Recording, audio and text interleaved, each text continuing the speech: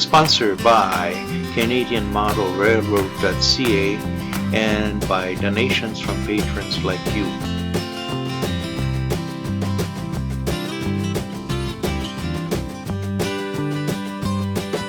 And now on with the show with your hosts, Peter and Joe. Well, Peter, what time it is? It's train time. Season 5, episode 52. 52. Today on the show, we're going Prairie Dog Central. behind the scene Behind in the scenes. shop. Yes, and our main tour guide was Paul Newsom. Yes, And we also got to see Dave, I don't know if I'm pronouncing this right, Matichuk? yeah. That's the training Yeah. and also is the director of operations. Operations and training. Yeah. Yeah. Yep. Then we got the photo of the month. Yep. And final comment. And so for right now, right after this little pause, we'll go to the Prairie Prairie Dog Dogs. Central.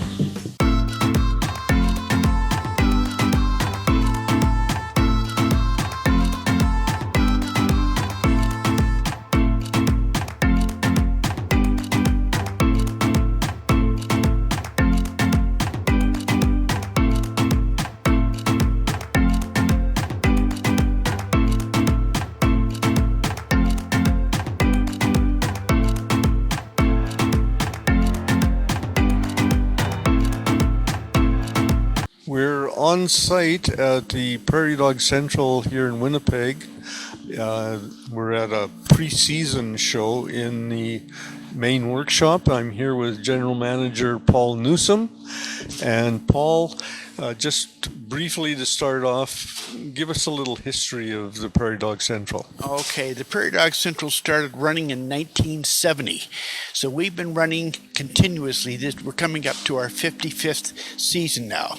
We took 2 seasons off in 97, 98 to do fundraising to build Inkster Junction, and then in 2020 and 2021 because of COVID. Yeah. And but we run a 5-coach vintage train 1910 era. Behind us is 1882 steam engine number 3. It was originally a CPR engine, the oldest operating steam engine in Canada, and our coaches all date from 1901 to 1912.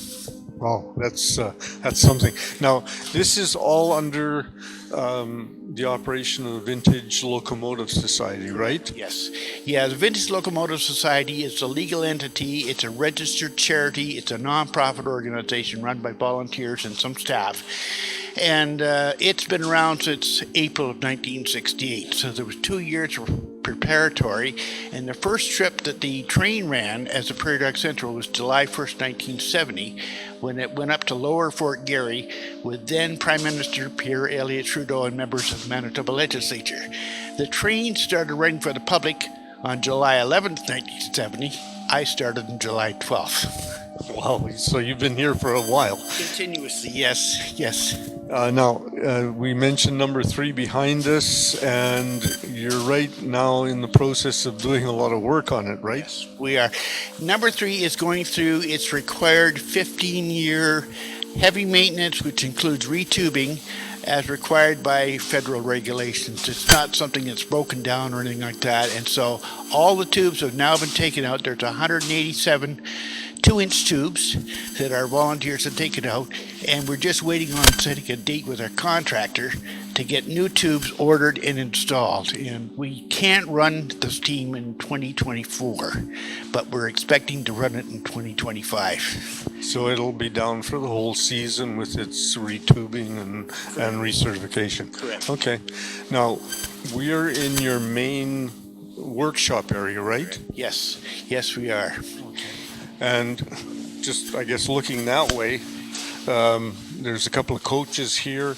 You've got a trackmobile and caboose. So this is where all the work on the restoration of cars and stuff All takes the place? maintenance restoration projects actually happen in this shop. The big Quonset, which you probably saw when you came in, is just simply a storage with 2 long tracks. We've got some of our coaches in there right now, which is why you don't see 5 coaches down there. But all the maintenance and everything you see here is done. Right, we were talking to Dave earlier, and I think we're going to go out and see the inside of the Quonset. Now, so with the steam locomotive down, you're going to be running diesel, and you have 2 GP9s? 2 vintage GP9s. The 4138 is ex-Grand Trunk Western, and it was built in November 1958. The other one is ex-Burlington Northern Santa Fe 1685. It was built in March 1957. It ran under the Midland Railway here in Winnipeg all its time, even though it was owned by an American railroad. It was retired in 2009, and we were given it or retired in 2008, and it was donated to us in 2009. Okay, and that's the one that's sitting kind of off to our left, right? Yeah. Okay. It's all vintage. It's just not 1882 vintage. Yeah, right. It's vintage diesel, yeah. That was, excuse me for interrupting, that was the last GP9 on the BNSF system. Oh, really? Yeah, and Okay. it's got everything original, other than it does not have the steam generator, which is in the short end, but everything is original. So. Okay. So, yeah, quite a collection here. Now, I mean, I can remember when the Prairie Dog ran out of St. James years ago. Yes. When did the station and everything get moved out here? Okay, the station, we moved out here and started our first trips again in 1999. The station itself physically wasn't moved out till February 2000. We had to go through Parks Canada Heritage because it's a historic building, and we needed to have the ground frozen to move it out here. But this was opened up in July. The first trip was July 3rd, 1999. Okay. Now, being a volunteer base here, how many volunteers, I guess, do you have, like in the workshop here, say? Oh, approximately 60. That's a fair number. That's a fair number. And I mean, people work. Some people are just operational. Some people are operational in shop. Some people are just shop and so on. There's something here for everybody. There's something here. And everybody gets their, I won't say jollies, but enjoyment.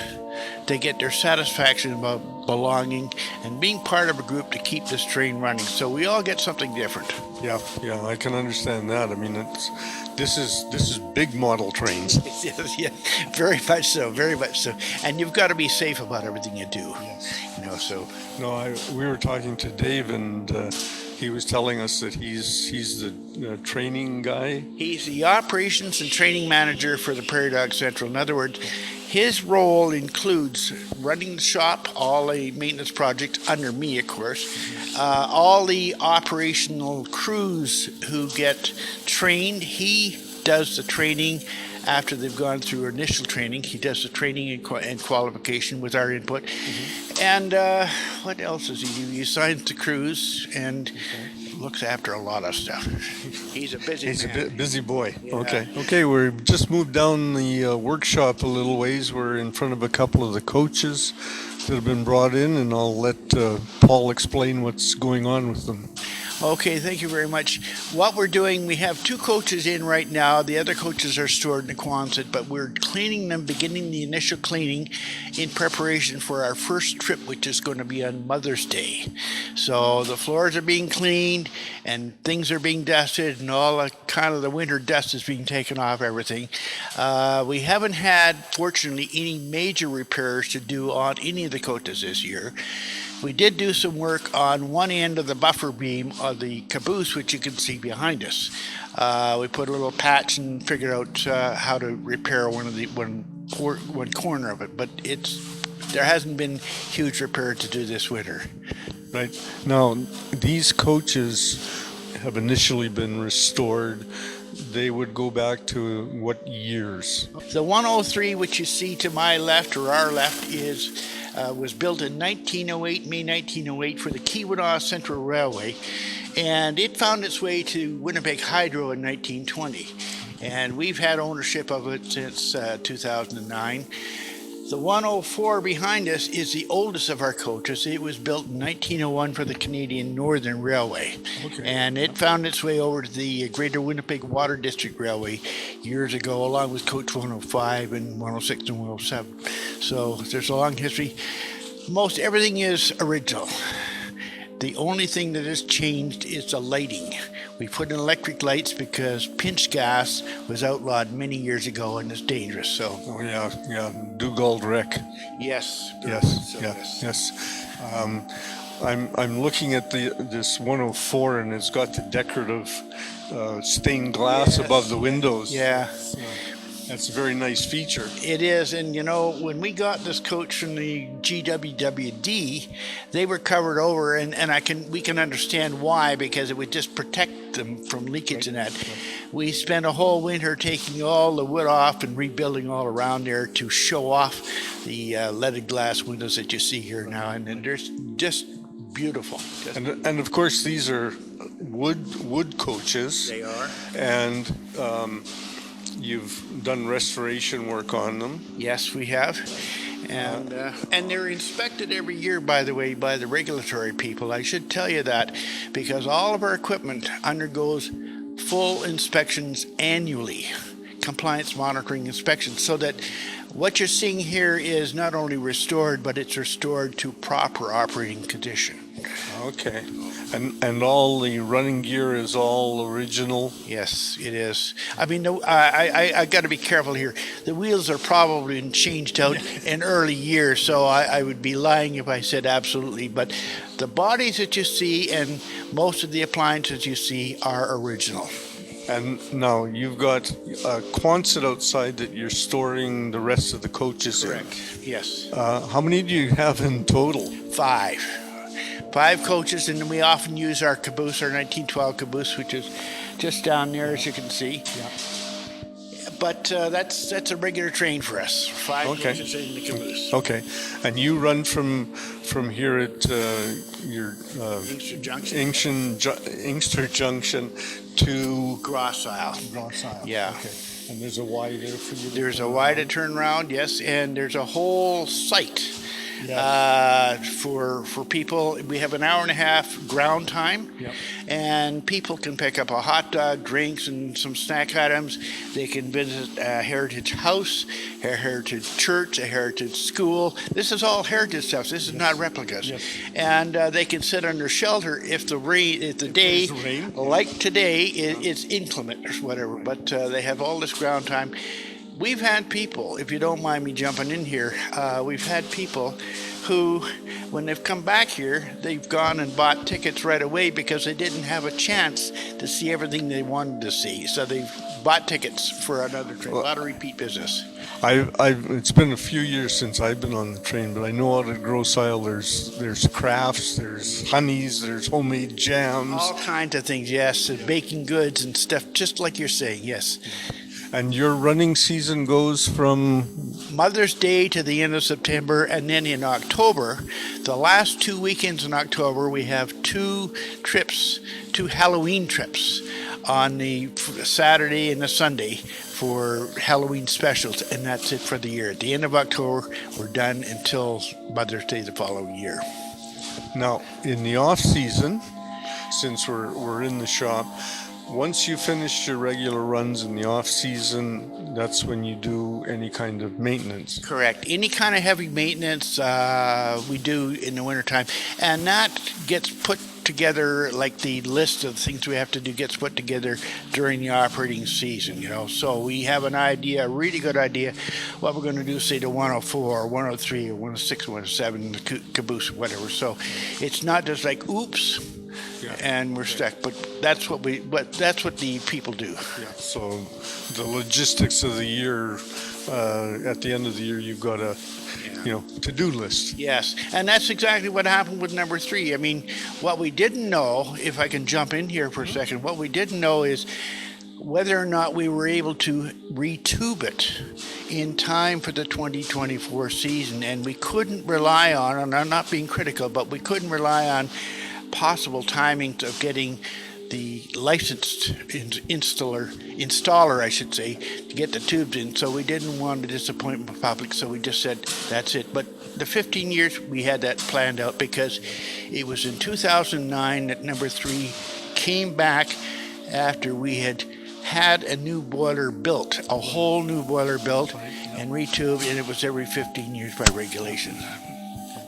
I would imagine that there's not really a lot of people still around that have a lot to do with steam and tube replacements either. There are a handful. In our group, there are people who know enough to work responsibly. In terms of getting the tubes installed, there are even fewer people, and those are external people. But where we have questions of a technical nature, mechanical nature, whatever, on steam, we know where we can reach out to other people throughout Canada and United States for that matter, and we've done that. Yeah. I'll give you an example. When we were rebuilding number 3, we weren't sure what kind of insulation we should use under the boiler jacket. So the people down in Fort Wayne, Indiana, were working on rebuilding Berkshire 765. Some of your readers or viewers might know it. Yeah. So we got a hold of them and we asked them what they had been using. They told us what they'd been using, and that's what we got in there now. So there are a lot of people out there who can give you a hand. It's just not like you can go down the block.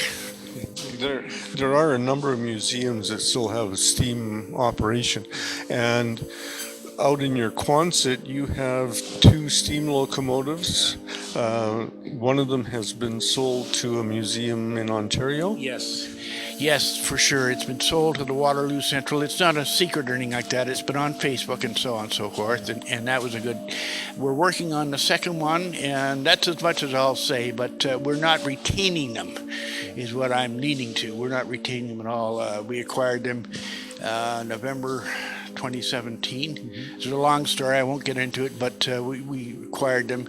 And our plans originally had been to restore one and sell the other one and use the funds for restoration. Things have changed, including COVID, and so it makes more sense for the Canadian Railway Heritage Preservation Movement to have the engines in hands where they're going to be restored to operation and running for the benefit of people rather than sitting in storage. Yeah. Well, that's good. And they came up from the States, I believe, right? Yes, they were down in Virginia. A gentleman that I know bought them, and they changed hands with us back in, like I say, November 2017. But personally, I was on the 1286, which is one of the 2 G5s there. In 1962, my father and I were over at CP Weston Yards, just over here. And we got pictures of me on the 1286. It had been a Winnipeg engine, and the 1238, which is the other G5, had been in Weston Yards as well. They were bought along with D10 972 by a gentleman named George Hart in the States. Okay. He bought them, took them down to the States, and he did some work on them. And then a gentleman by the name of Jack Showalter bought them, and I don't recall what the dates are there. He bought them, and he ran the 1286 and the 1238 for a number of years, and he had to put away the storage because he was trying to get an operating agreement. And that's when things changed a little bit, and after he passed away in 2014. So. Okay. Oh, that's good. I think we're going to try and get out to Quonset. Okay. And have a look at the coaches and the engines out there. And I'd like to thank you for your time in the shop here. And thank you for your interest. Yeah. Look forward to a good season of running the trains. We're now out in the Quonset storage building with Paul, and we're standing in front of 1238, the G5 Pacific locomotive. Yes. Can you give us a little kind of history on this? This is one of 2 that you got. Well, this engine here, the 1238, was built in the 1946 for the Canadian Pacific, and it found its way down to the States in the mid-60s, and it came up to Canada. It was purchased by a philanthropist, a rail philanthropist, in 2015, and we acquired it in 2017, and now it's going to go to the Waterloo Central. Right. And it's going to be restored to operation, by the way. Right, yes, we did a little breaking news in our last show on it being sold, so it's really something to be standing here in front of it. I guess at some point in the near future, summer, it'll be shipped down there. As far as we know, yes. I mean, we're waiting for plans from the fellows down there, and of course, a lot has to do with logistics, such as flat cars, craning, and those kind of things.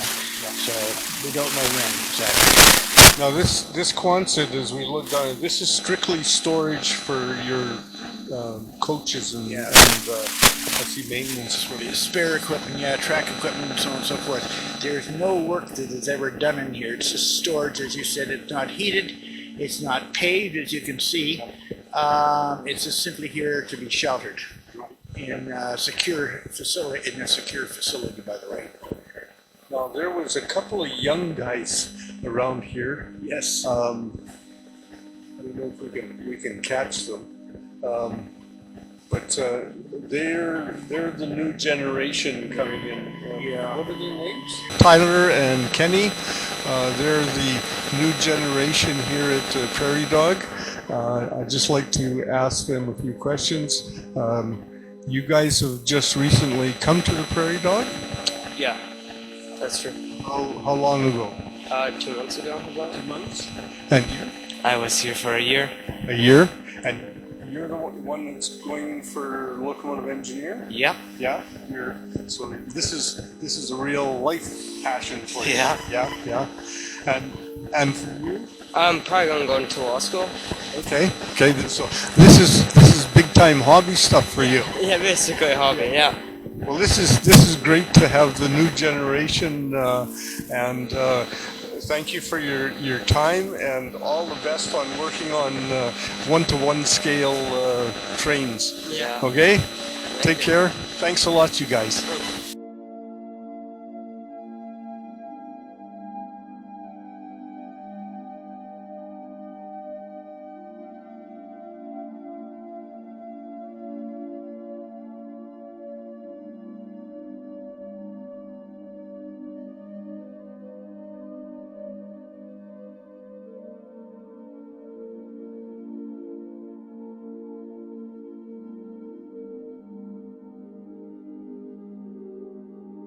Well, that was a very good visit there. Yes. We'll do some other video later on during the summer on the ride, so you can see what it is, and we encourage the people to go and visit the Prairie Dog Central. Yes, they started running on Mother's Day. That's right. And now would be the photo of the month right after that short commercial.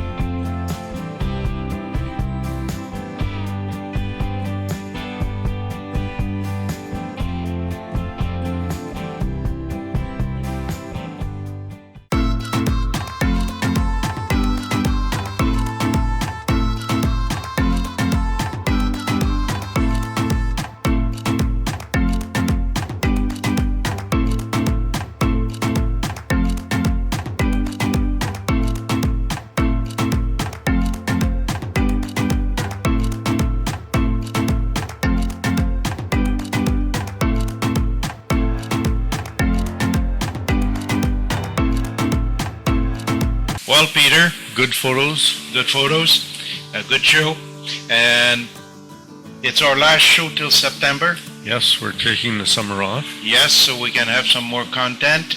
We encourage you to visit our sponsor, Frog and Diamond. Yes, And- Tony is very helpful. That's right. And we'll be taking some more pictures and more video of what's happening upstairs. So I hope everybody has a beautiful summer. Yes. I hope that you do some modeling and don't be scared to do so. Transcona Museum has their grand opening for the 2747 shelter Yep.